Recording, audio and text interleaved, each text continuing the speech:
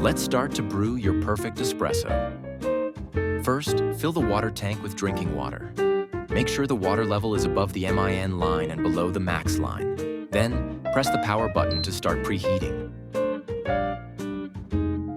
Once the preheating is complete, the machine will enter standby mode. Based on your selected cup size, add the right amount of coffee grounds.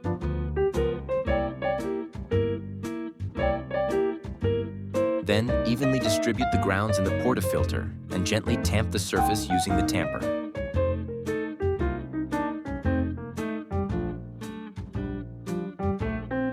After that, attach the portafilter to the brew head. Now you're ready to brew. Press the cup size button to start extraction. In just a few moments, you'll have a rich espresso topped with crema. Enjoy your coffee.